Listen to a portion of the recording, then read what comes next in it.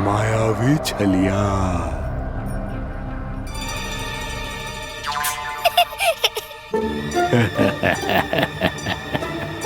छलिया तो बहुत भयानक होता है, तुम्हारे जैसा थोड़ी दिखता है। हाँ। मुझे मूर्ख समझते हो तुम? 100 छलियाएं देखे हैं मैंने। हाँ। पर मैं उनसे ना घबराता हूँ, उनको मुझसे भय लगता है। हाँ? सच? और नहीं तो क्या, मैं हूँ इतना अनोखा, इतना वीर। तुम्हें विश्वास ना हो रहा है तो चलो मेरे सखाओं से पूछ लो।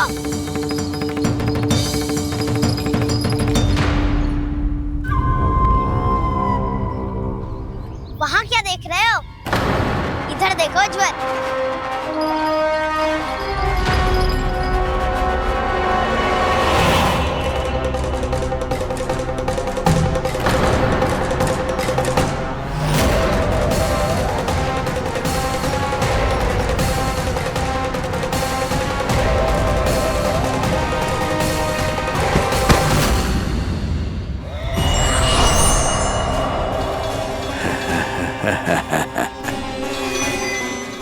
सौ छलिए देखे हैं इसने।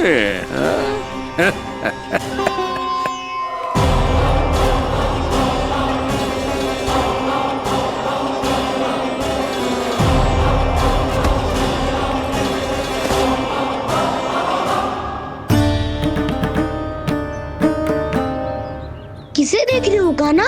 उज्जवल को। कहाँ चले गया वो?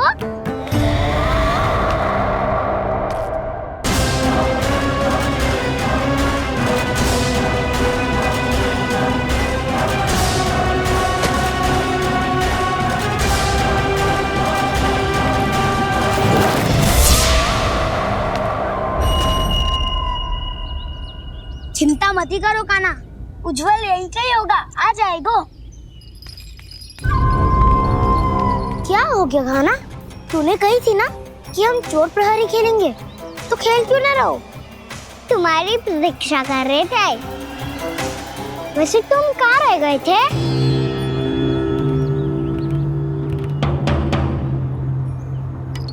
वो ये देखो ना, मुझे क्या मिला, सिक्का।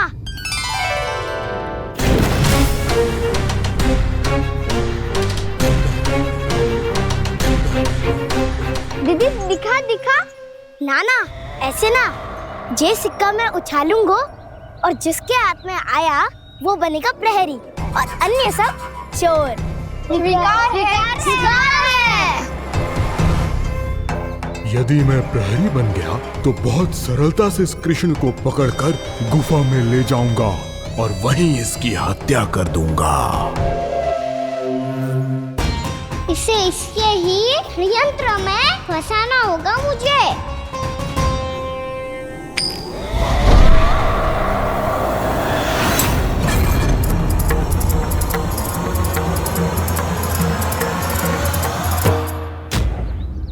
मैं प्रहरी, तुम सब चोर। कोई बात नहीं कृष्ण, अब इस उज्जवल की तरह पहले तुम्हारे सारे सखाओं को फंसाऊंगा मैं और फिर ले जाऊंगा तुम्हें।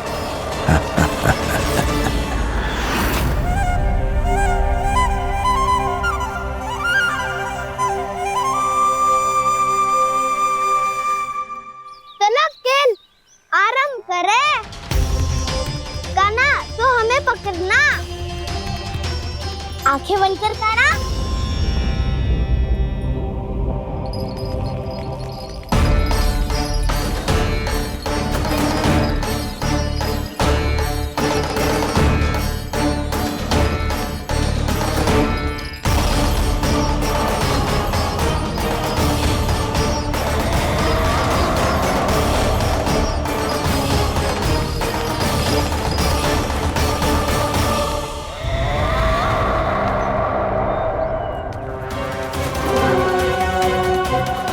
अकेला रह गया ये, अब फंस गया ये। सुबल।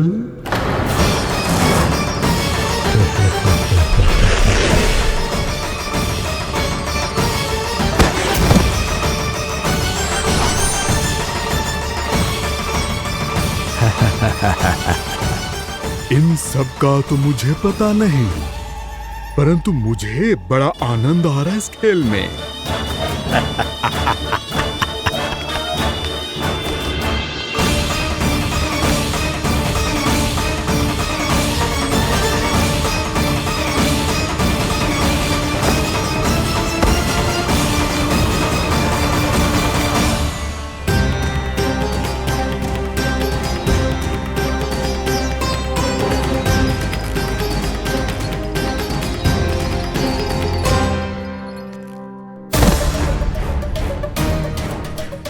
बसंता,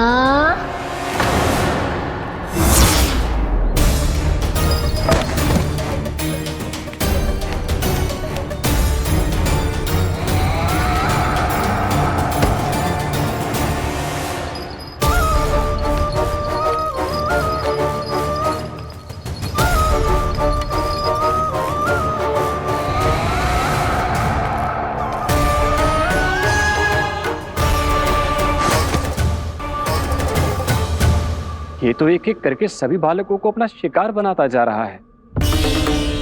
प्रभु ऐसा क्यों करने दे रहे हैं? प्रभु की हर लीला का कोई ना कोई उद्देश्य होता है। यदि वो इस असुर को इन निर्दोष बालकों पर अत्याचार करने से नहीं रोक रहे हैं, तो इसका भी कोई ना कोई कारण अवश्य होगा।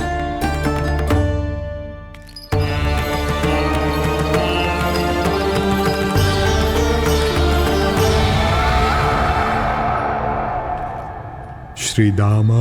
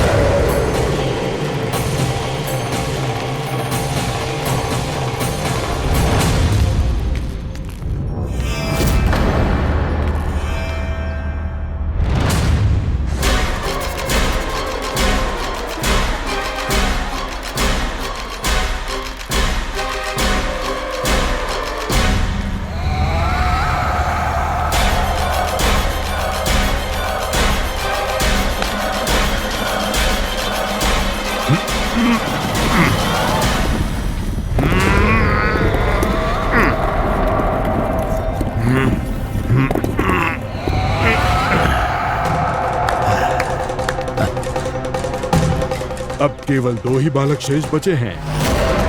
दोनों को पकड़कर ये खेल ही समाप्त कर दूंगा।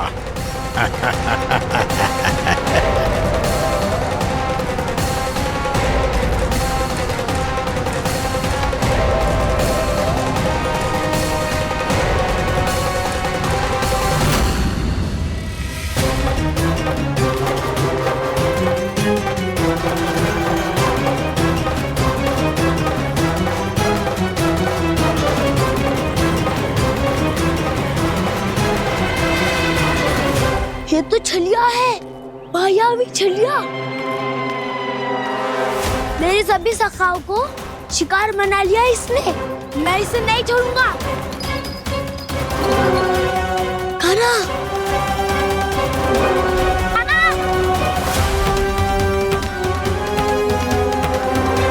कान्हा, कान्हा।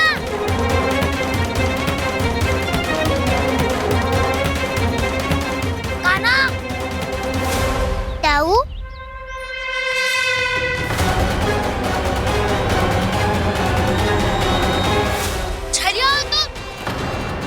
तुमने मेरे सखाओं का अपहरण किया है। मैं छलिया ना हूँ ना, मैं तो आपका छोटा भाई हूँ, आपका कान्हा। मैंने सब कुछ अपनी आंखों से देखा है। बस तुम छलिया ही हो, रूप बदल बदल कर मेरे सखाओं का अपहरण कर रहे हो। ये क्या कह रहे हो दाऊ? आप ही मुझे नहीं पहचानोगे तो कौन पहचानेगा? कान्हा, ये नहीं, मैं हूँ वास्तविक बलराम, तुम्हारा दाऊ।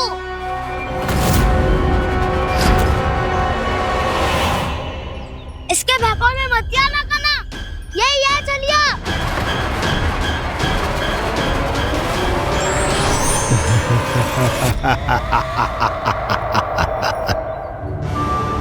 बुद्धिमान बालक, केवल तुमने ही पहली बार में माना है कि मैं ही वास्तविक छलिया हूँ। पर हम तुमसे भयभीत नहीं है दस। इसी क्षण हमारे सखाओं को मुक्त कर दो। अच्छा, यदि इतना ही क्रोध आ रहा है तो जाओ, छुड़ा लो अपने सखाओं को।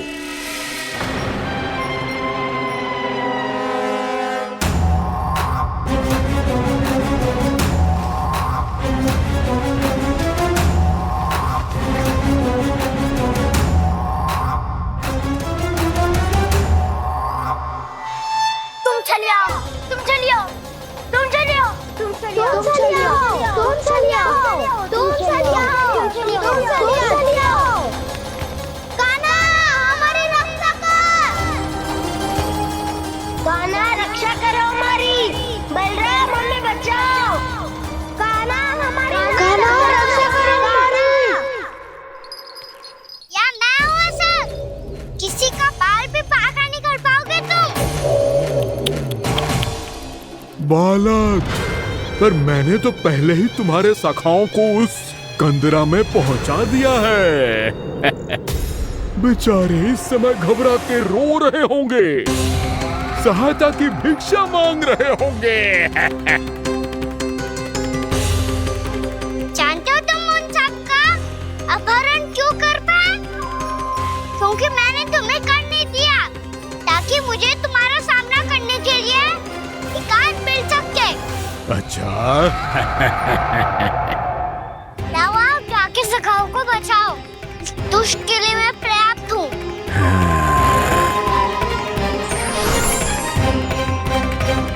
कान्हा, पीछे मुड़ के मत देखना कान्हा।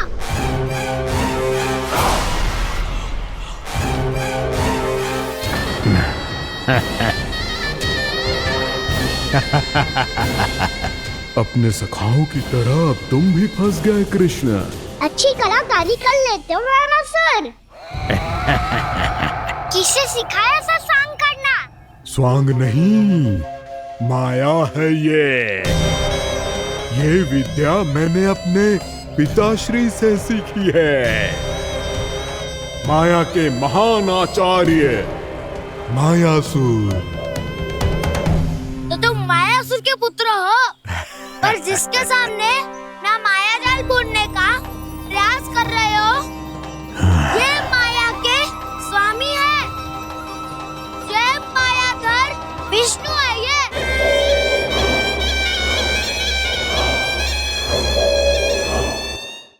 जिसके सामने माया जाल बुनने का प्रयास कर रहे हो, ये माया के स्वामी है। ये मायाधर विष्णु है। ये अच्छा, तो होते रहे। मैं तो इनकी हत्या करने आया हूँ और हत्या करके ही जाऊंगा। जाओ, आप सखाओं को बचाओ, मैं इनका सामना कर लूंगा। पर कान्हा, अभी आप ही ने तो कहा था माया का स्वामी हूँ मैं।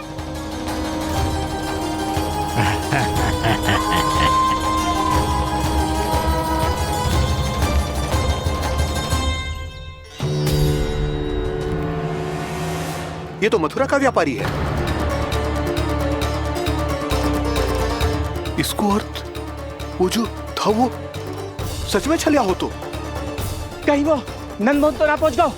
हमें शीघ्र ही गांव जाना पड़ेगा और सबको सावधान करना पड़ेगा। चल।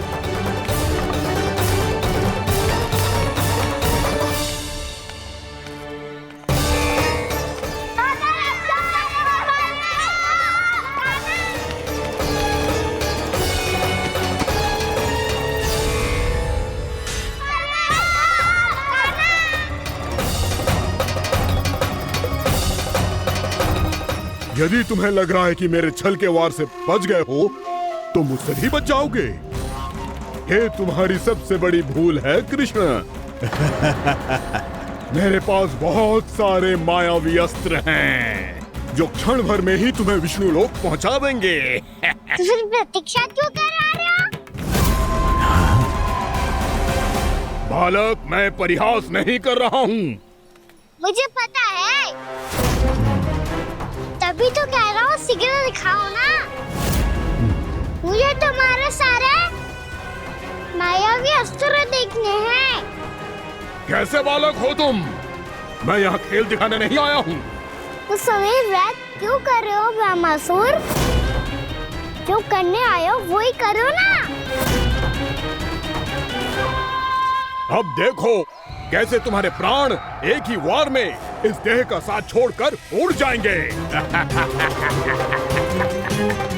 मेरी मायावी अग्नि तुम्हारे भोले भाले से इस मुख को जलाकर भस्म कर देगी।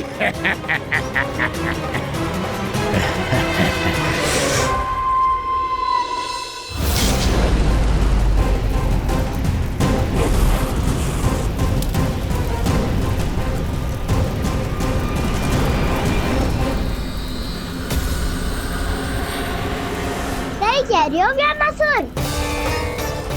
भोला भाला तो दिखता हूँ मैं, भैया भी यही कहती है।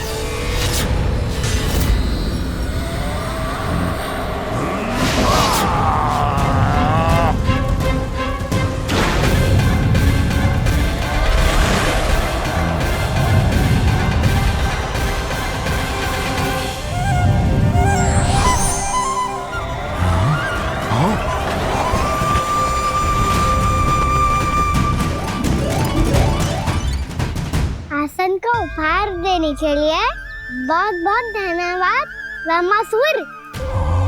बहुत समय से खड़े खड़े थक गया था मैं।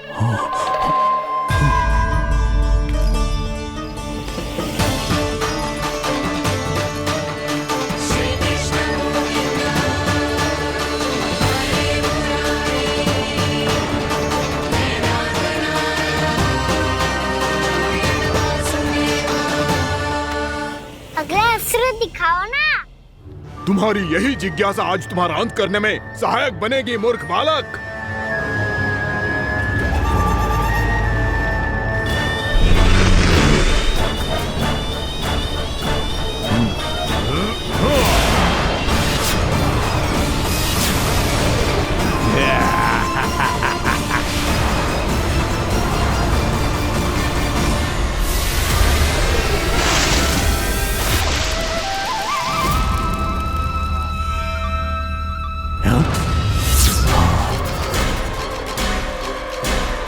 अच्छा, पर प्रक्षालन करना चाहती थे तो पहले क्यों नहीं बताया? मुस्कुराना बंद करो। तुम्हारी ये हंसी मुझे कांटों की तरह चुभ रही है। पर मैया तो कहती है कि मेरी मुस्कुराहट फूलों की तरह है।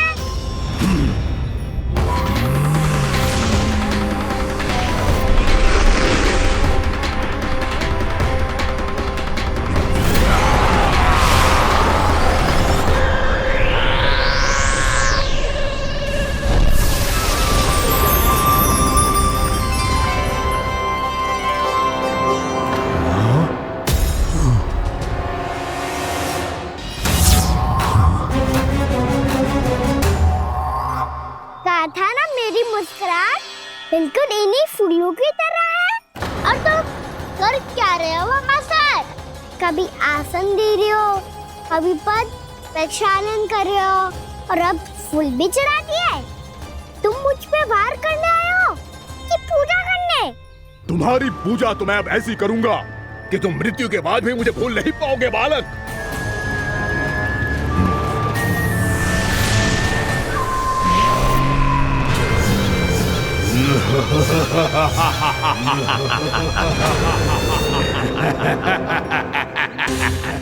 गाना ये चट्टान तो मुझसे हिल ही ना रही।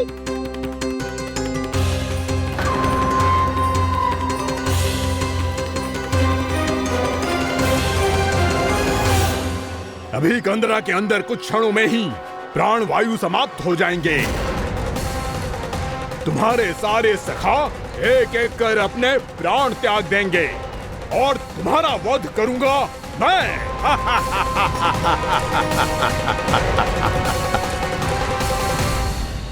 अरे सब जन बच के रहना। छलिया आया हुआ है वृंदावन में।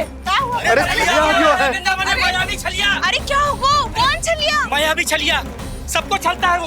हाँ, कुछ भी कर सके है वो। बहुत भयानक। अरे भानु ठहर जरा, क्या हुआ? बहुत भयानक है वो, बच के रहना सब लोग। अरे भेष बदल ले तो है वो। हाँ। क्या हुआ? छलिया है वो। अरे पूरी बात तो बताओ। रानी भाभी, रानी भाभी, कान्हा घर पर ही है ना?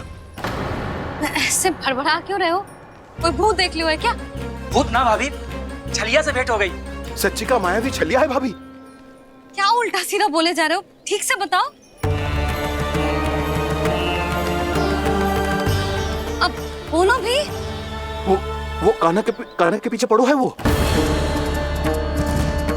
मेरे लल्ला के पीछे? हाँ रानी भाभी, हमारे अचेत होने से पहले हमने उसे ये कहते सुना था कि वो वृंदावन आने वाला है कान्हा से मिलने। हे नारायण, मेरे कान्हा की रक्षा करना। जसोदा जी, मायावी छलिए से बचना बालकों के बस की बात ना है। जीजी, बालक वन में अकेले हैं।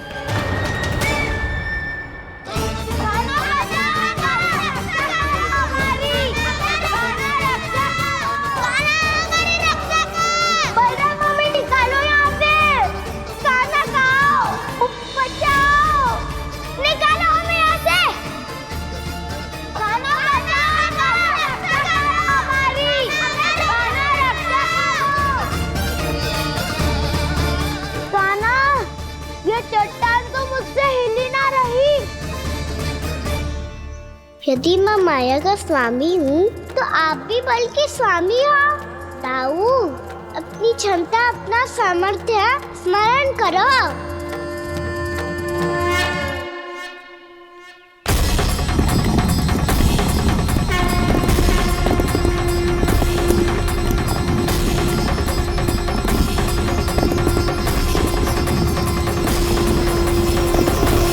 इससे पहले कि वो कंदरा का द्वार खोल के तुम्हारे सखाओं को बाहर निकाले, मैं तुम्हारे प्राण ले लूंगा कृष्ण।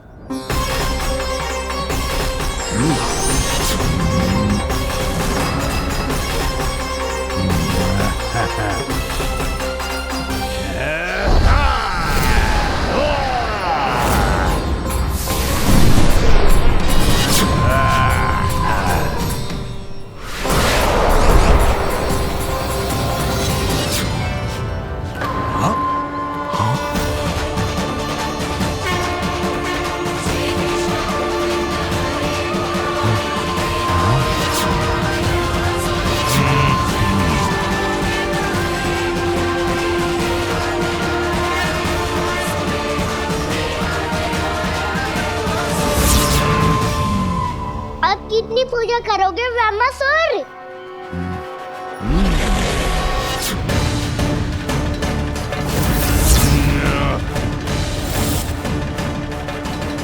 प्रभु तो खेल खिला रहे हैं इससे, और ये खेले जा रहा है विवश होकर, उनकी माया से बाध्य होकर।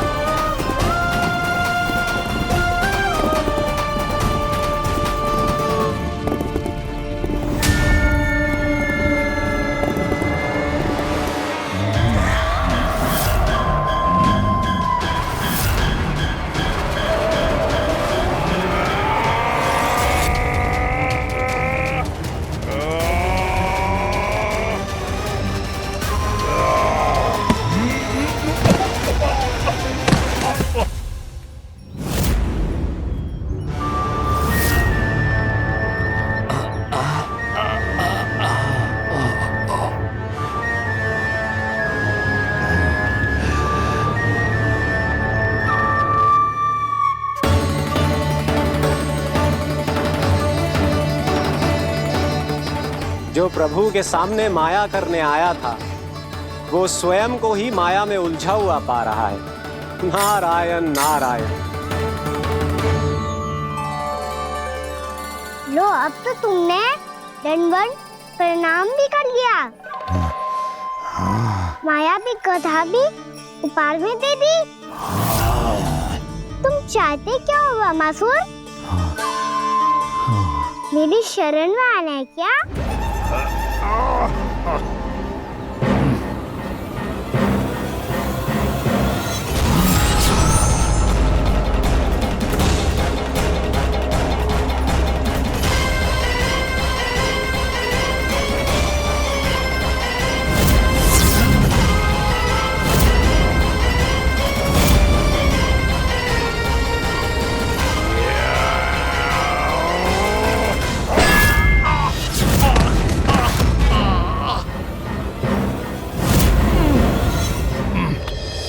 सोच विचार का समय ना है हमारे पास।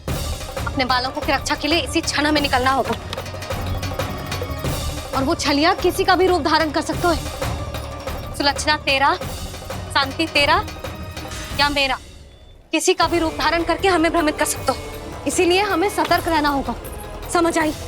चलो।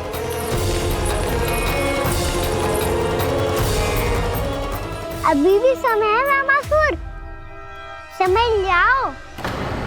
यदि मैया आ गई तो बात गड़बड़ हो जाएगी।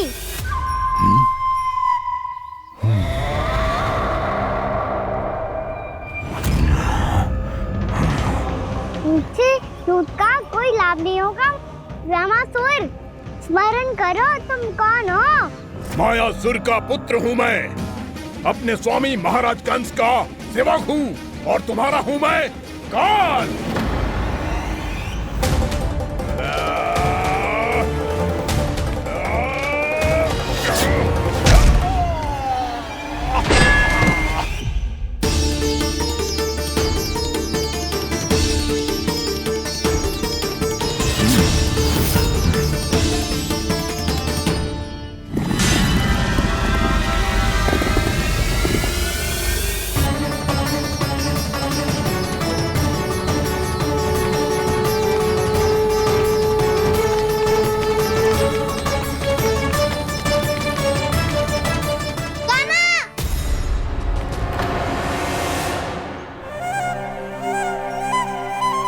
बाबा कहते हैं दुष्टों को पहले बातों से समझाना चाहिए, फिर भी ना माने तो अस्त्र ना उठाना दृढ़ता होती है।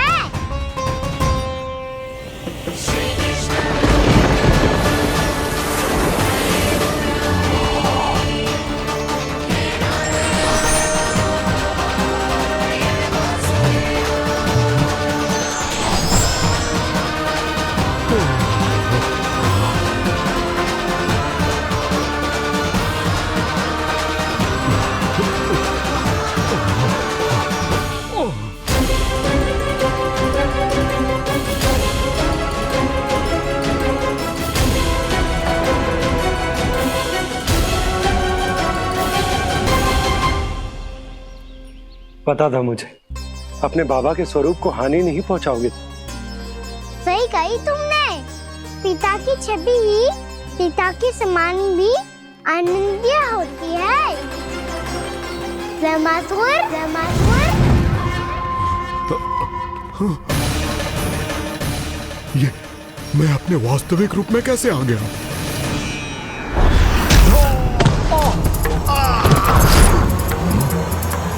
मेरे बाबा का स्वरूप नहीं लेना चाहिए था तुम्हें। मैया ने सिखाया है भूल को क्षमा किया जा सकता है, पर जानबूझ के किए गए अपराध के लिए दंड ही एकमात्र विकल्प होता है। ये बार बार अपनी मैया का नाम ले रहा है। यदि मैं वो स्वरूप लूं तो अपनी मैया पर वार नहीं कर पाएगा ये।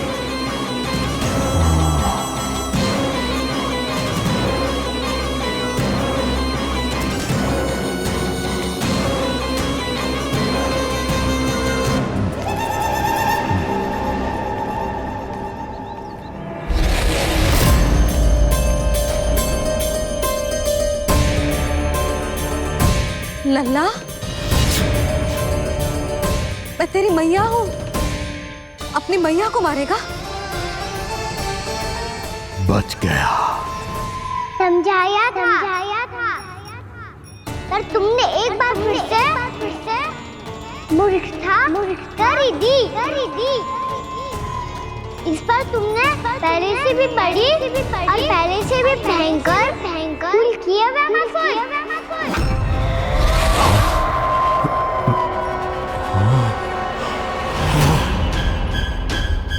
ये क्या हो रहा है मुझे? बार बार मेरा रूप क्यों बदल रहा है? ममता को समझे बिना अधिक समय तक मैया का स्वरूप हरण करके नहीं रख पाओगे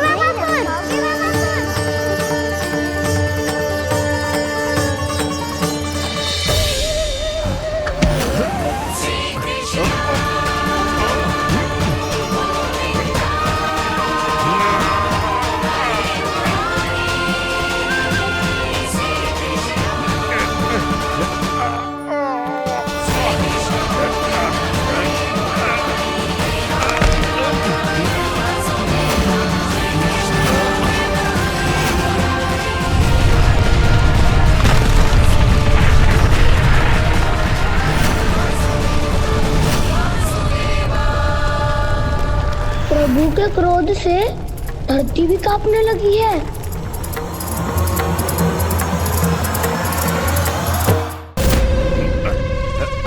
पुत्र को मारने के उद्देश्य से एक मां का रूप लिया तुमने। ये ममता का और मेरी मैया का घोर अपमान है रामासुर।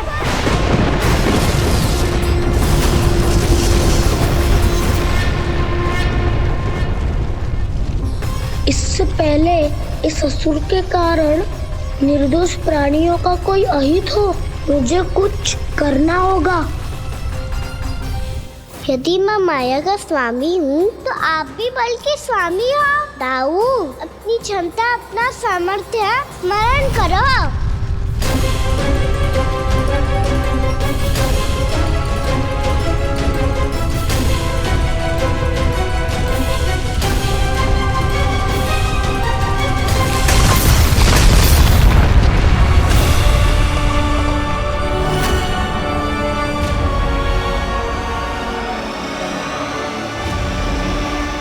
अद्भुत बलदाऊ, अद्भुत।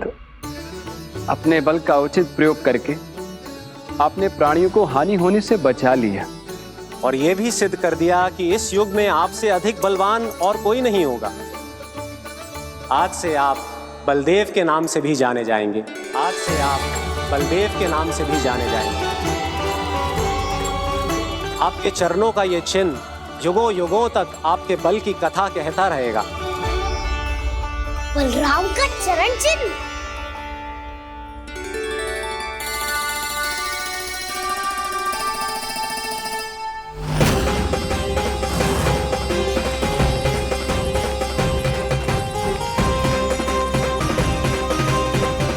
मेरी माया से आज तक कोई नहीं बच पाया है। एक बार मुझे छोड़कर देखो, फिर पता चलेगा कि मैं हूँ कौन। पहले ये तो देख लो कि मैं कौन हूँ।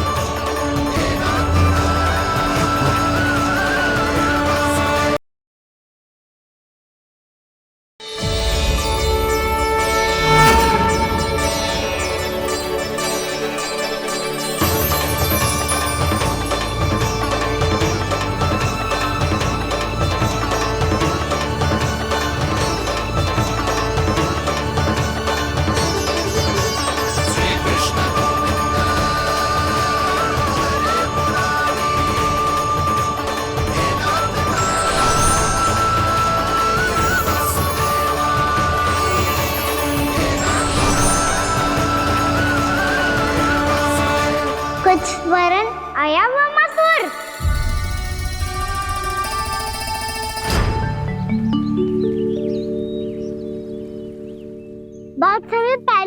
बात है, बहुत बड़े भूमाकर राज करते थे तुम।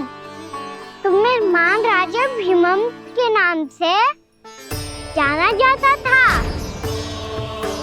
सब कुछ था तुम्हारे पास, पर शांति नहीं थी। इसीलिए शांति की खोज में अपना संपूर्ण राज अपने पुत्रों को सौंप कर मलय पर्वत की ओर चल दिए।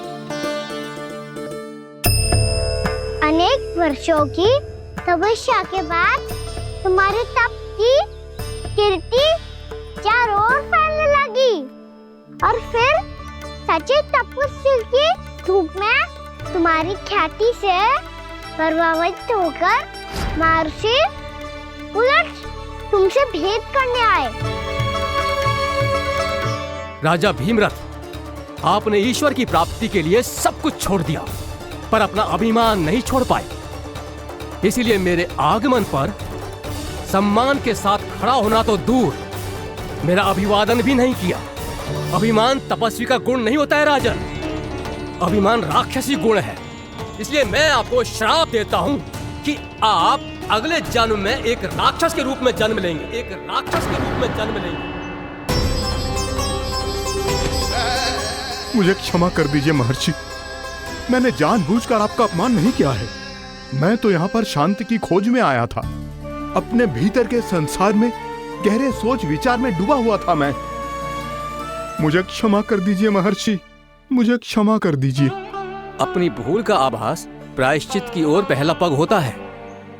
मैं अपना श्राप तो वापस नहीं ले सकता, परंतु आपको एक वचन अवश्य दे सकता हूँ। जब भी प्रभु नारायण का अवतार होगा, आपको उचित समय पे वो वरदान देंगे जिसकी आप लंबे समय से प्रतीक्षा कर रहे हैं।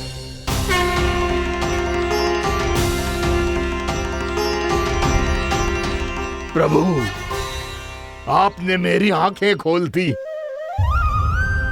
अब मुझे पता चल गया है कि आप कौन हैं और मैं कौन हूँ। इसलिए आप मुझ पर कृपा करके अपने चरणों में स्थान दे दीजिए। मुझे वो शांति प्रदान कीजिए जिसकी खोज में मैं वर्षों से भटक रहा हूँ। शांति तो मोक्ष में ही है, इसीलिए मैं तुम्हें मोक्ष का वरदान देता हूँ।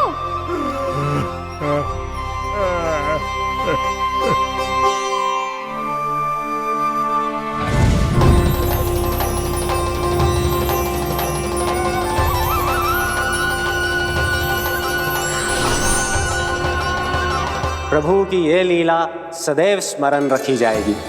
इस स्थान को इनका आशीर्वाद मिलेगा और इस कंदरा को व्योमासुर की कंदरा के रूप में पहचाना जाएगा। भविष्य में अनेक ऋषि मुनियों की शरण स्थली बनेगी ये कंदरा। दीदी, ये कोई साधारण बालक ना है। ऐसा चमत्कार कोई साधारण बालक थोड़ी ना कर सकते है। तुम सत्य कह रहे थे बलराम, गाना सच्चे में भगवान ही है। तभी तो सब देवता इसे बसाने और इसकी ओर से युद्ध करने आते हैं। तुम सब ऐसे आंखें फाड़ के क्यों देख रहे हो मुझे?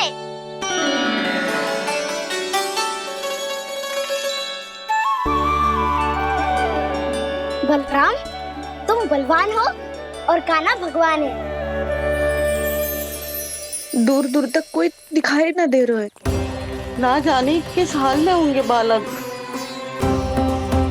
कहीं हम ही तो मार्ग ना भटक गए शीघ्रता के चक्कर में। अब तो एक पग भी ना चलो जा रहे हो। जल, किसी के पास जल है क्या? कंठ तो मेरा भी सूख रहा है मौसी। भाभी, निकट ही जमुना जी है, कहूँ तो वहाँ से जल ले आओ। मैं भी जा रही हूँ भाभी, एक से भले दो। हाँ चल, शीघ्रता से आओ। हाँ।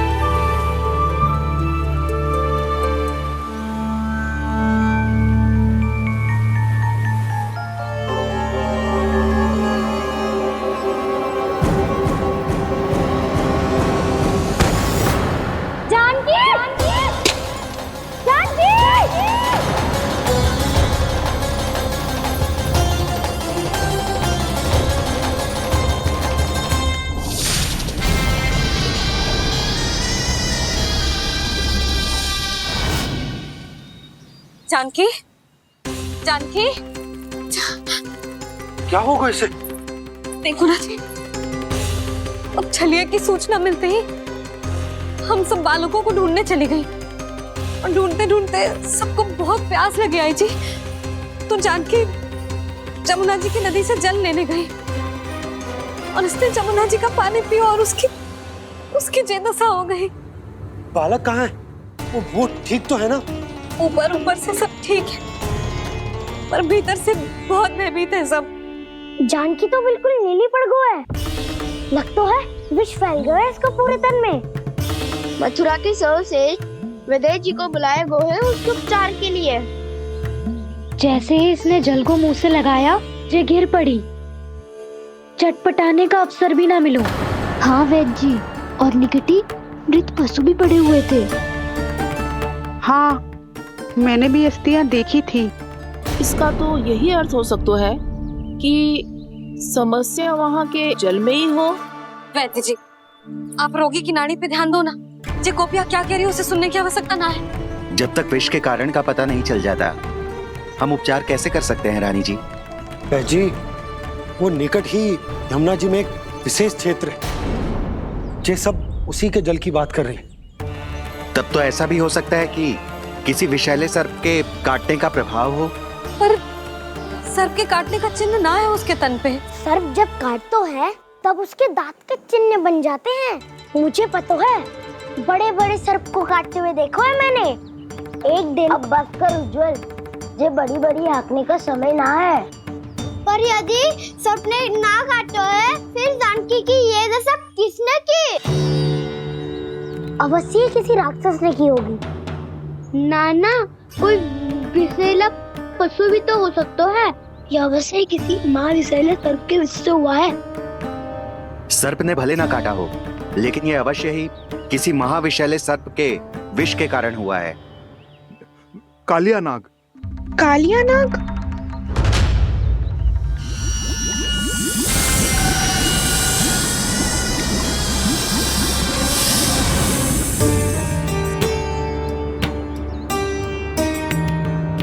संकेतों से तो ऐसा लगता है कि जानकी ने कालिया नाग के क्षेत्र के विशाल जल पी लियो है। कालिया नाग एक लोक श्रुति है, कल्पना में गढ़ी हुई एक कथा, और कछु ना है। हमें जाके पता लगाना पड़ेगा। पर हमें वहां जाने से मना किया है ना बड़ों ने। उज्जवल सही कह रहे हो है, इस समय जानकी के स्वार्थ से अधिक महत्वपूर्ण और कछु ना है। जानकी हमारे लिए ही जलाने गई थी जी, ना मैं उसे जाने देती ना जैसा वो। तो वैद्य जी, आप शीघ्र कछु करो, कैसे भी कछु भी करो, पर इसके प्राण बचा लो। यशोदा, धैर्य रखो, श्री नारायण पर विश्वास रखो, वो सब ठीक कर देंगे।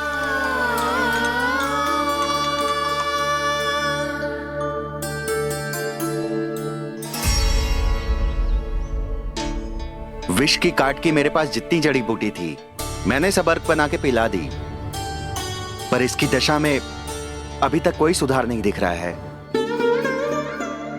यह अंतिम जड़ी बूटी है, अगर इससे भी चमत्कार नहीं हुआ तो फिर जो नारायण की इच्छा।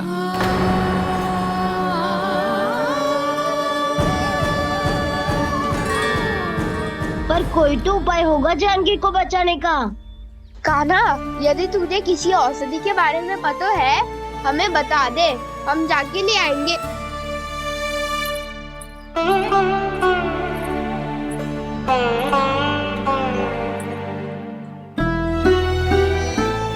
हे नारायण, हे प्रभु, मेरी जानकी के प्राण बचा ले प्रभु।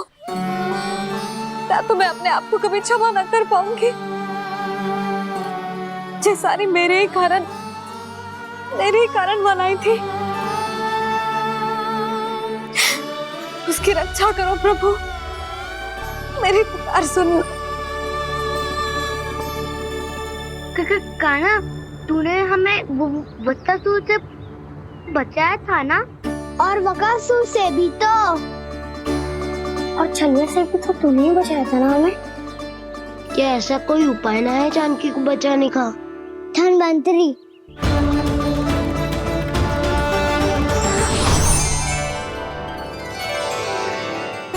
मैं आ गया हूं प्रभु, चिंता मत कीजिए, आपके आदेश का पालन अवश्य होगा। यशोदा मैया,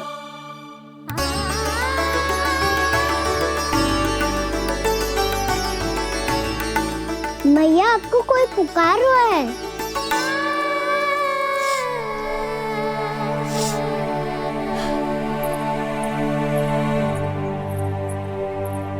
चिंता मत करो मैया, अब धन्वंतरी जी आ गए हैं, वो सब संभाल लेंगे।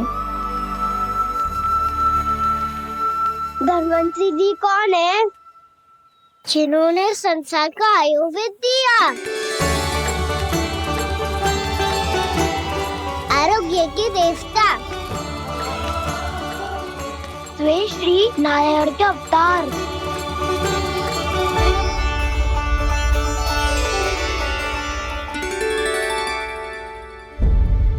मुझे पता चला है कि आपको वेद की आवश्यकता है।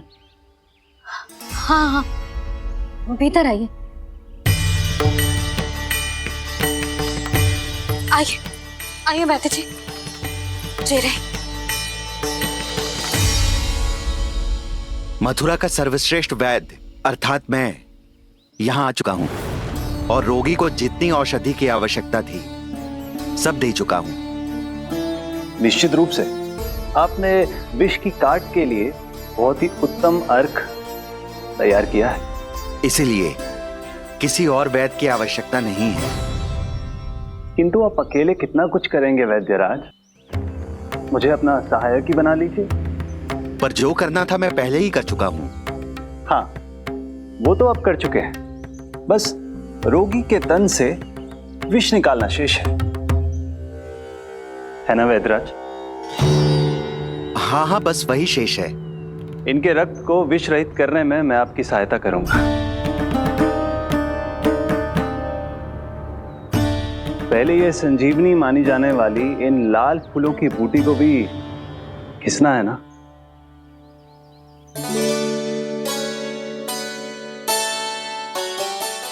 हाँ हाँ, तुम सही कह रहे हो, इसे अच्छे से घिसो।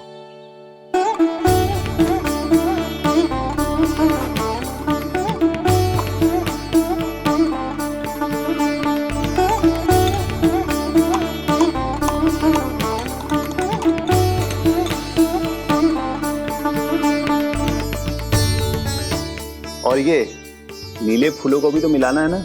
हाँ हाँ, अच्छे सहायक बन सकते हो तुम, ऐसे ही श्रम करते रहो।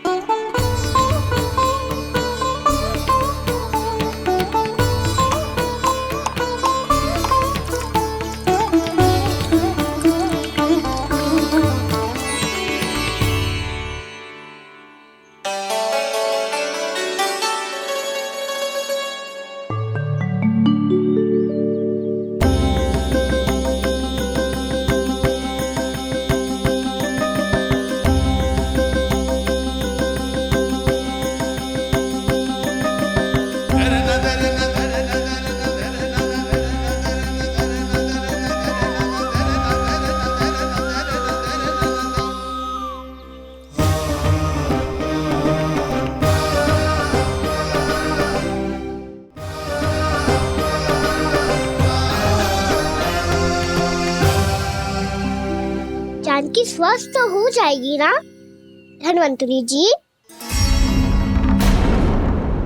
धन्वंतरी?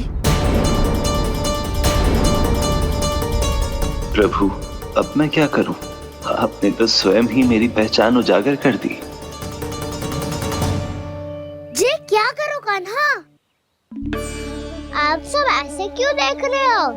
मैया कहती है ना, सभी वैद्य धन्वंतरी जी का ही रूप होते हैं। वाह कृष्णा, चतुर तो हो तुम। वैसे वास्तविक धन्वंतरी मैं हूँ, मेरा अर्थ है वास्तविक वैद्य मैं हूँ। ये तो मेरा सहायक है, मुझे पूरा विश्वास है बिल्कुल ठीक हो जाएगी। वैसे ही थोड़े ना मुझे मथुरा का सर्वश्रेष्ठ वैद्य कहते हैं लोग।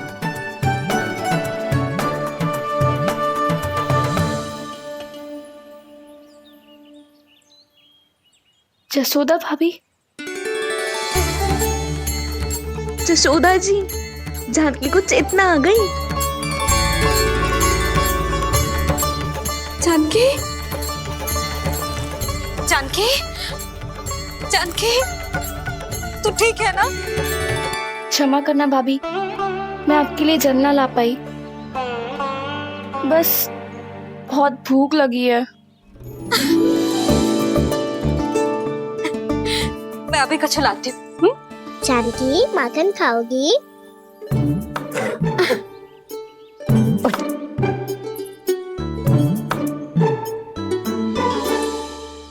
आजा, तू ही खिला दे लल्ला।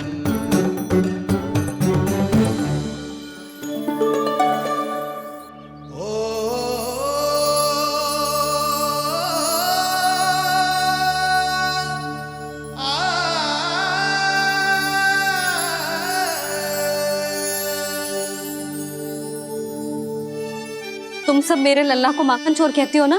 आज देखो, अपना ही माखन जानकी को खिला रहे है।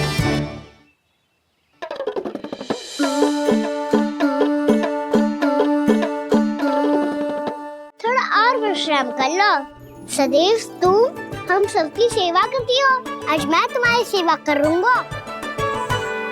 जानकी की जिज्ञासा तब हुई जब जय यशोदा काकी की सेवा कर रही थी, और अब देखो स्वयं भगवान ही इसकी सेवा कर रहे हैं। जानते हो इससे क्या सिद्ध होता है? जो भी यशोदा मैया की पूजा करेगा, अर्थात अपने माता पिता की सेवा करेगा, उनके साथ सम्मान से व्यवहार करेगा, ईश्वर स्वयं उसका ध्यान रखेंगे। कभी धन्वंतरी के रूप में तो कभी स्वयं कान्हा के रूप में। भक्त और भगवान का देखो कैसा ये अनुराग, स्वयं करे सेवा प्रभु, अद्भुत गोपी का भाग्य। प्रभु इन सब पृथ्वीवासियों से कितना घुल मिल गए हैं। ना तो ये प्रभु को भगवान मानते हैं और ना ही प्रभु अपने आप को इनसे सर्वश्रेष्ठ समझते हैं। अपने आचरण से ये सिद्ध कर रहे हैं कि ये सभी में हैं और सभी इनका ही अंश है।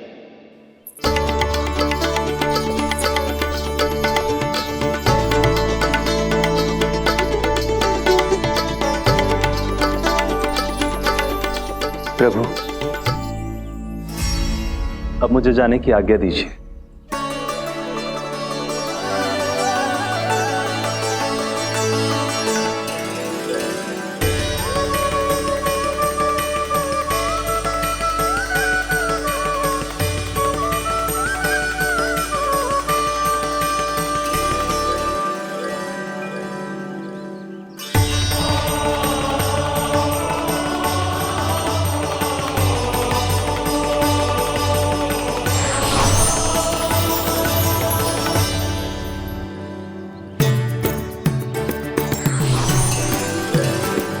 कान्हा ने तो सच्ची में धन्वंतरी जी को बुला लिया था।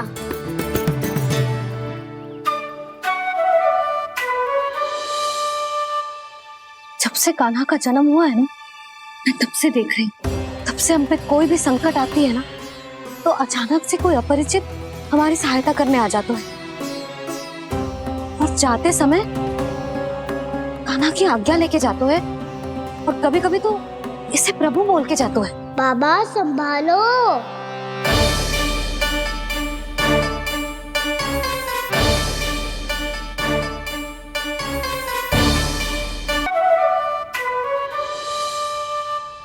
जब से कान्हा का जन्म हुआ है ना, मैं तब से देख रही हूँ, तब से हम पे कोई भी संकट आती है ना, तो अचानक से कोई अपरिचित हमारी सहायता करने आ जाते हैं, और जाते समय कान्हा की आज्ञा लेके जाते हैं, और कभी कभी तो इसे प्रभु बोल के जाते हैं। बाबा संभालो। यशोदा, इस जानकी को चढ़ो है और विचित्र विचार तुम्हारे मन में है। अरे सब जानते हैं कि हमारा परिवार राजसी है। तुम्हें पता ना चलता होगा पर हमारे कान्हा को सब राजकुमार ही समझते हैं देखकर। इसीलिए उसे सम्मान देने के लिए सब ऐसा ही करते हैं, और कोई बात ना है।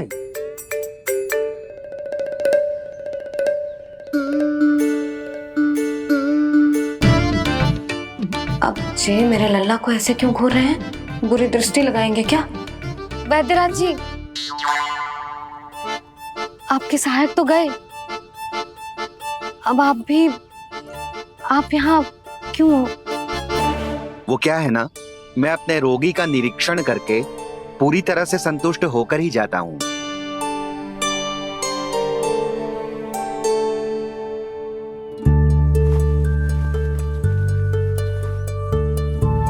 हाँ, संकेत तो अच्छे हैं, कल सुबह तक बिल्कुल ठीक हो जाएगी। धन्यवाद वैद्य जी।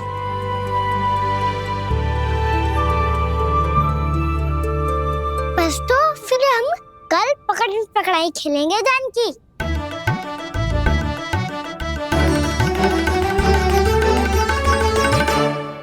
भानु, बंसी, जाकर उस क्षेत्र के चारों ओर बाड़ बनवा दो और वहां सूचना पट्ट भी लगा देना, ताकि जानकी के साथ जो हुआ है वो किसी और के साथ ना हो। शीघ्र जाओ। जी ठीक है।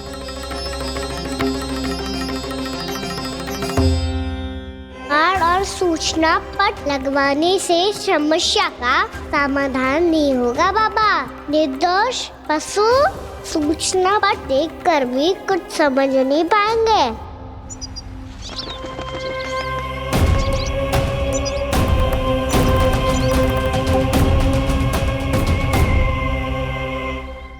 तो तुम्हारे कहने का अर्थ यह है कि व्योमासुर मारा जा चुका है और वो बालक अब भी जीवित है।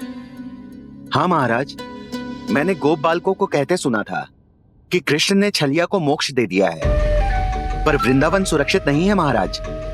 वो एक बहुत बड़ी समस्या से जूझ रहे हैं। कैसी समस्या? गांव के निकट क्षेत्र में किसी विषैले सर्प का निवास है। उसके विष का प्रभाव इतना भयानक है महाराज, जैसे विष ना हो, स्वयं हलाहल हो। मेरी कोई भी औषधि रोगी का उपचार नहीं कर पा रही थी। निकट के क्षेत्र में कहां है वो सर्प? गोप मानते हैं कि वो सर्प गांव के निकट यमुना नदी के जल में रहता है। मुझे तो लगता है महाराज, ये कालिया नाग की कथा कोई किंवदंती या लोक श्रुति नहीं, एक सच्चाई है, एक विषैली सच्चाई।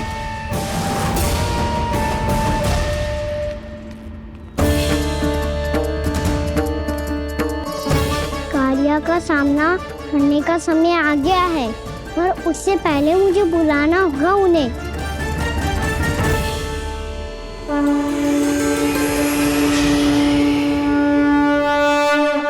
संसार के दारुण भय का नाश करने वाले, सभी कष्टों का हरण करने वाले, विश्व का समस्त ऐश्वर्य प्रदान करने वाले, कमल जैसे लोचन, मुख और चरणों वाले आजानुभुज श्री राम को मैं बार बार नमस्कार करता हूँ।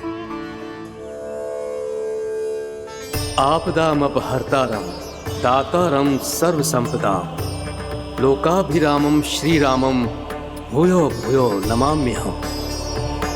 कागभूसुंडी कागभूसुंडी कागभूसुंडी। प्रभु क्षमा करें, मुझे जाना होगा।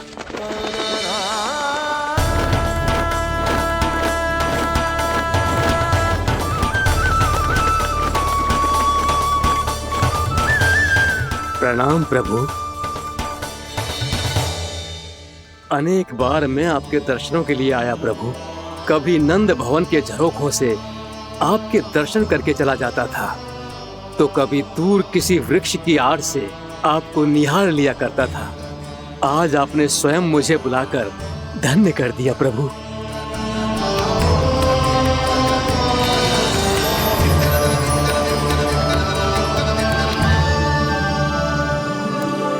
मैंने आपको यहाँ एक विशेष कारण से बुलाया है। आपके श्राप से इस कालिया नाग को मुक्त करने का समय आ गया है। ये तो बहुत ही उत्तम समाचार है प्रभु।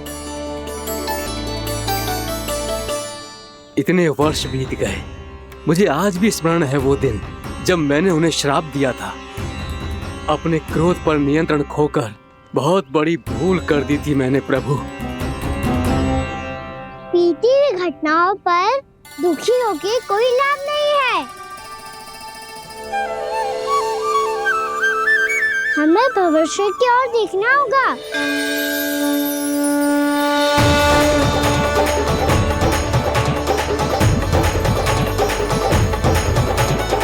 आदेश कीजिए प्रभु, क्या आज्ञा है आपकी?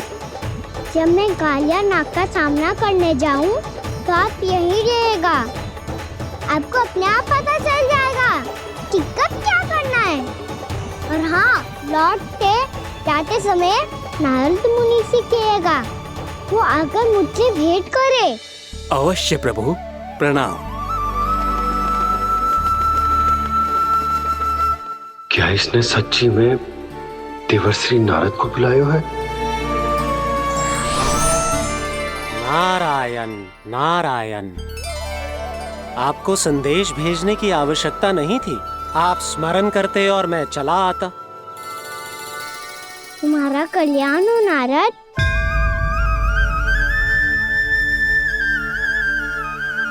मैंने तुम्हें एक विशेष कार्य के लिए बुलाया है। आज्ञा दीजिए प्रभु। तुम्हें एक बार फिर कंस से भेंट करनी होगी। विचार कीजिए महाराज, क्या आप बिना किसी शंका के कह सकते हैं कि कौन सी पंखुड़ी पहली है और कौन सी आठवीं?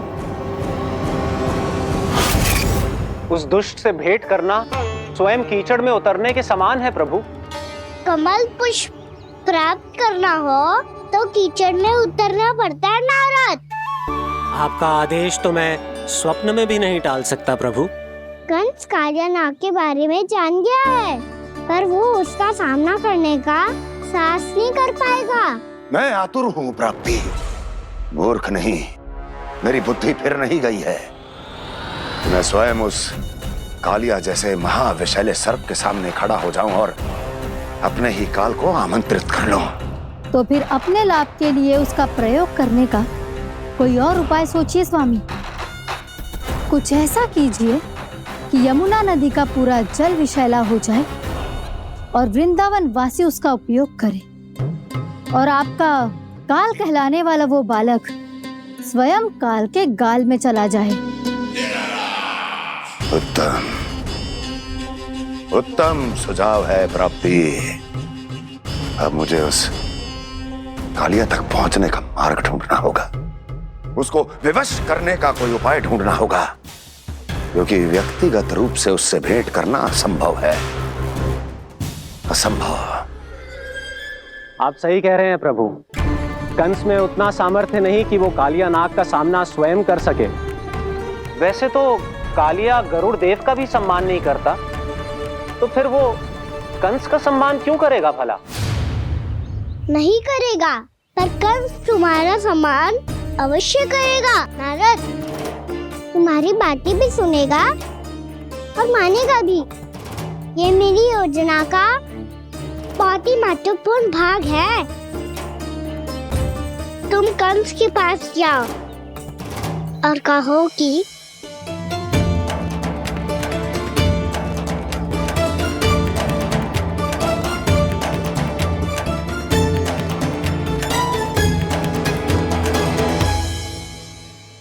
संतान अपने माता पिता को तीर्थ का सौभाग्य दिलाती, पर मेरा लल्ला कितना महान कि उसने हमारे घर को ही तीर्थ बना दिया। ऐसा तीर्थ जहां मेरी आंखों के सामने भक्त और भगवान का मिलन हो रहा है। जो आज्ञा प्रभु।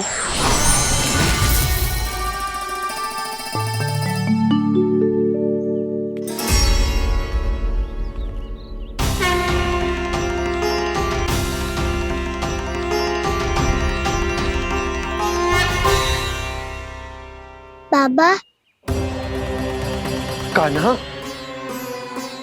ये सब क्या चल रहा है? पहले काक भुसुंडी जी और फिर ये नारद जी, क्या योजना बना रहे हो तुम? कान्हा, बताना लल्ला, क्या सोच रहे तू? कान्हा देख, अगर तुझे अपने बाबा को ना बताना हो ना, तो अपने भक्त को बता दे। क्या सोच रहे हो लल्ला? क्या करने वाले हो आप?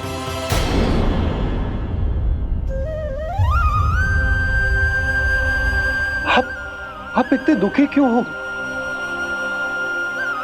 कान्हा, कान्हा, क्या होगा?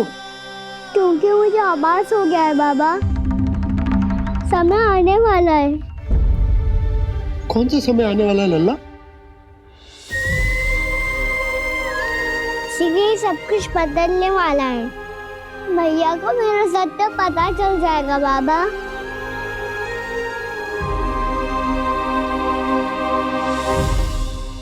पर लल्ला, इसका काग भुसुंडी और कालिया नाग से क्या संबंध है? ऐसा क्या हुआ था और क्या होने वाला है?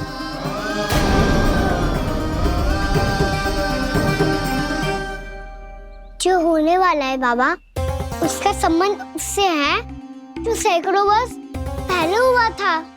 महर्षि भृगु के एक वंशज थे वेद शिरा मुनि, जो विंध्याचल की पहाड़ियों में साधना कर रहे थे। तभी वहाँ अश्वशिरा नाम के एक दूसरे मुनि आमंत्रण के बिना ही आ गए। कितना सुंदर और शांतिपूर्ण आश्रम है। यहाँ प्रभु की साधना करने में बहुत आनंद आएगा। शीघ्र ही अश्वशिरा मुनि उपस्थिति के कारण होने वाले व्यवधान से बाध्य होकर वेद शिरा मुनि ने अपनी आंखें खोली। कौन हो तुम और यहाँ क्या कर रहे हो? आपके आश्रम में बहुत शांति है मुनिवर। साधना करने के लिए बहुत ही उत्तम स्थान है ये। मैं चाहता हूँ कि मैं भी यहाँ। आप यहाँ साधना करना चाहते हैं, लेकिन इतना भी नहीं जानते कि किसी के आश्रम में प्रवेश करने से पहले उसकी आज्ञा लेनी चाहिए। आप ये भी नहीं जानते कि यदि कोई यज्ञ कर रहा हो तो बिना अनुमति के वहाँ प्रवेश करने से उसकी यज्ञ साधना भंग हो सकती है। आप क्या साधना करेंगे मुनि? आप तो साधना के योग्य ही नहीं हैं। इतना अपमान!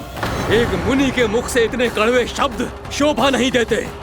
मैं तुम्हें श्राप देता हूँ, जितनी विषैली तुम्हारी जिह्वा है उतने ही विषैले सर्प बन जाओ तुम। और ऐसा सर्प जो सांस भी ले तो निकट का वातावरण दूषित हो जाए। तुम्हारे इस दुस्साहस के लिए मैं तुम्हें श्राप देता हूँ कि तुम अभी इसी क्षण कौवा बन जाओ, और ऐसा कौवा जो कांव कांव करके अनर्गल प्रलाप करता रहे।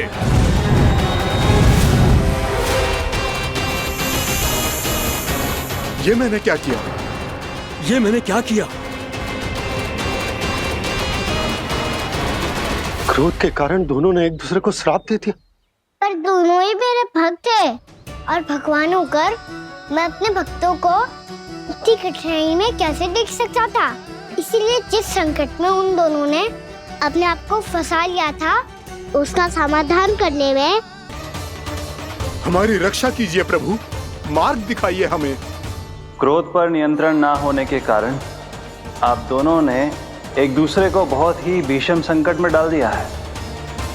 अब दोनों ही तपस्वी, तप के बल से दिए गए आपके श्राप को लौटाना भी संभव नहीं है। प्रभु कोई तो उपाय होगा, हम आपके शरण में हैं प्रभु। अपराध तो हमसे हुआ है प्रभु, पर अब आपसे ही आशा है। कुछ ऐसा कीजिए भक्त वत्सल, जिससे हम दोनों के श्राप का प्रभाव कुछ कम हो जाए। आप दोनों ही मेरे भक्त हैं, इसलिए आपकी पीड़ा का निवारण करने का एक उपाय है मेरे पास। वेद शिरा मुनि, जब आप कालिया नाग बनेंगे तो आपको मेरे चरणों को अपने शीश पर धारण करने का सौभाग्य मिलेगा। और अश्व शिरा मुनि, आप काग योनि होने के बाद भी आप श्रेष्ठतम ज्ञान और सर्वाधिक यौगिक सिद्धियों के स्वामी होंगे और प्रवचन दिया करेंगे। इसके बाद अश्वशिरा मुनि काक भुसुंडी बन गए, जिन्होंने आगे चलकर सेम करूर देव को रामायण सुनाई और मुनि वेदसिरा, महर्षि कश्यप और देवी कत्रियों के पुत्र कालियानाग बनकर जल में। और अब वही कालियानाग जमुना जी में, जिनके कारण जानकी के प्राण लगभग चले ही गए थे। अब कालियानाग को उचित स्थान पर भेजने का समय आ गया है बाबा। पर ये तो अच्छी बात है कान्हा, वेदसिरा मुनि को दिया हुआ तुम्हारा वचन भी पूरा हो जाएगा, जमुना जी की शुद्धि भी हो जाएगी। इस सब के बाद भी तुम दुखी क्यों हो? क्योंकि इसके बाद मैया के सामने मेरा रहस्य खुल जाएगा बाबा। उन्हें पता चल जाएगा कि उनका बालक कोई साधारण बालक ना है। भविष्य में जो होने वाला है उसे सबके सामने घटने से रोकना मेरे लिए भी संभव ना होगा। मैया को सब पता चल जाएगा। क्या पता चल जाएगा रे मुझे?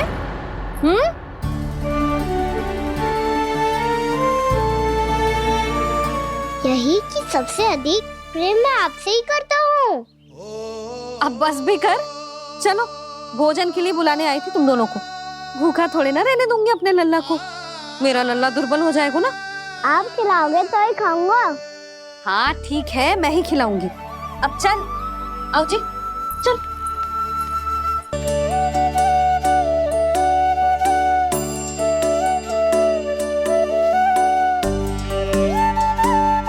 मैया खेलो ना मेरे साथ। मैया सुनो ना, मेरी बात ना मानोगी? अभी बहुत कार्य पड़े लल्ला, देख जानकी को औषधि भी देने जानो है ना। औषधि मैं दे दूंगा, फिर तो खेलोगी ना आप मेरे साथ। पिछले कुछ दिनों से अपनी मैया का अधिक से अधिक प्रेम पाने का प्रयास करो है कान्हा। इसका तो एक ही अर्थ हो सकता कि कछु बहुत बड़ो होने वालों है। कान्हा रुक जा लल्ला।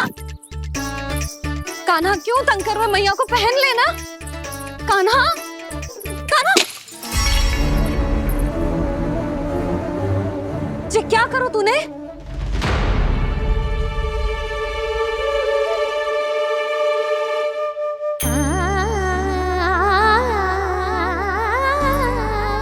अच्छा ठीक है, अब मुंह लटकाने की आवश्यकता ना है।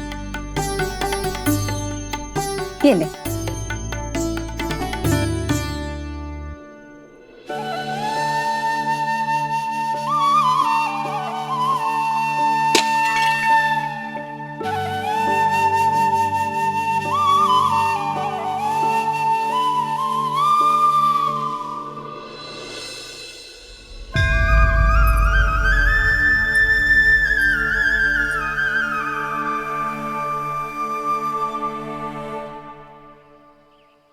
तंग करे मैया को खिजाए, खेले रूठे मनाए, लीला अनोखी करके शरारत, कान्हा दंड भी पाए।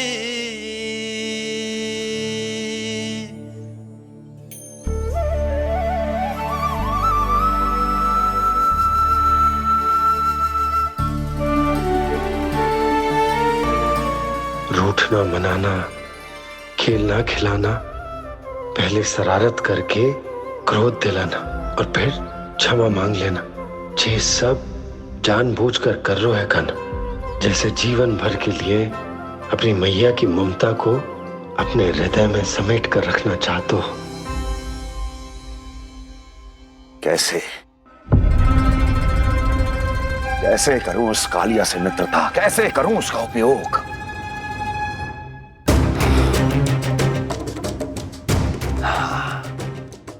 उस पर आक्रमण कर देता हूं और उसे किसी ना किसी तरह से यह विश्वास दिला देता हूं कि यह आक्रमण उस विष्णु अवतार ने किया है।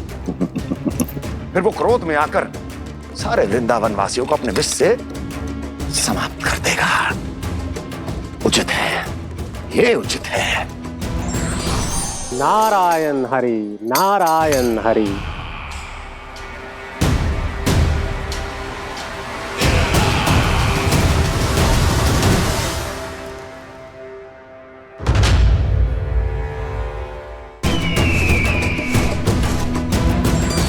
नारायण हरि, नारायण हरि।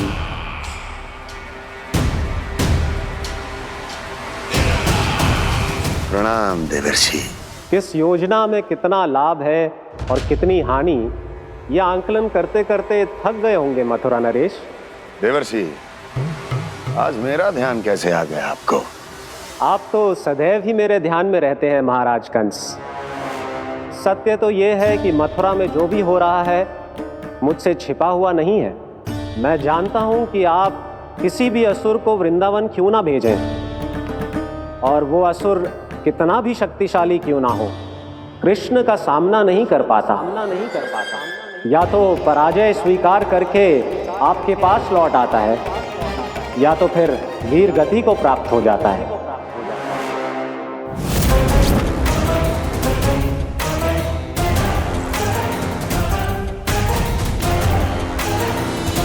वाह, मुझे मेरी असफलताएं स्मरण कराने आए हैं, मेरे घाव को खुरेदने आए हैं, उन पे नमक छिड़कने आए हैं। मित्र को शत्रु समझने की भूल मत कीजिए महाराज कंस। मैं तो आपकी सहायता करने आया हूं। हाँ, और मेरी सहायता। कृष्ण विष्णु अवतार है, आप विष्णु के भक्त हैं। मैं हूं विष्णु द्रोही, फिर भी तो आपके आराध्य को हानि पहुंचाना चाहता है, उसकी सहायता करना चाहते हैं आप। क्या आप निश्चित रूप से कह सकते हैं कि आप ब्रह्मांड के सभी नियमों को अच्छी तरह समझते हैं? अवश्य। आपके लिए बस इतना ही जानना पर्याप्त होगा कि मैं जो कुछ भी कर रहा हूं उसके लिए मेरे व्यक्तिगत कारण हैं। मैं तो बस आपके हित में पिछली बार की तरह एक सुझाव लेके आया था, पर यदि आप मेरा सुझाव सुनना भी नहीं चाहते तो आपकी इच्छा। नारायण हरि, नारायण हरि। कारण चाहे जो हो, इनके पिछले सुझाव के कारण ही आज मेरे शत्रुओं की संख्या कम है। अन्यथा मैं देवकी के अन्य पुत्रों को भी जीवित छोड़ देता, और आज वो सब अपने भाई के साथ मिलकर उसकी शक्ति को अनेक गुना बढ़ा देते। ठहरिए देवऋषि,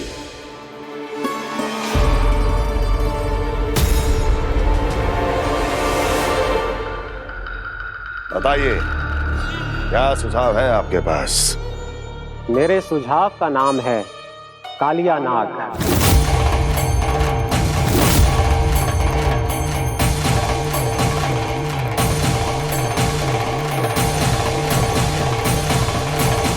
उसके विषय में मैं जानता हूं देवर्षि। तो समस्या यह है कि मैं स्वयं उससे मिलने नहीं जा सकता, उससे भेंट नहीं कर सकता। उस कृष्ण की हत्या के लिए उसको वृंदावन जाने के लिए तैयार नहीं कर सकता। तो मत जाइए उसके सामने, और ना उसे भेजिए कृष्ण के सामने। हर बार आप किसी ना किसी असुर को अपने शत्रु के क्षेत्र में भेजते हैं, जहां शत्रु उसका सामना करने के लिए पूरी तरह से तैयार होता है और आपका असुर मारा जाता है। इस बार शत्रु को युद्ध स्थल चुनने का अवसर मत दीजिए महाराज। इस बार योजना का जाल ऐसे बुनिए कि कृष्ण स्वयं उसके पास जाने के लिए विवश हो जाए। कालिया नाग स्वयं काल है, मृत्यु का दूसरा नाम है। उसके विष का उपयोग अपने लाभ के लिए कीजिए महाराज। वैसे कालिया के विष की अधिकता का अनुमान तो होगा ही आपको।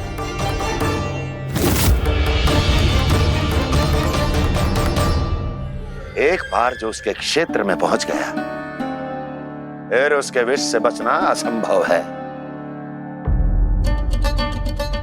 उचित सुझाव है देवर्षि, उचित सुझाव है। देवर्षि, उस छलिया विष्णु की भक्ति करते करते आप भी उसके रंग ढंग सीख गए हैं। उचित है, उचित है।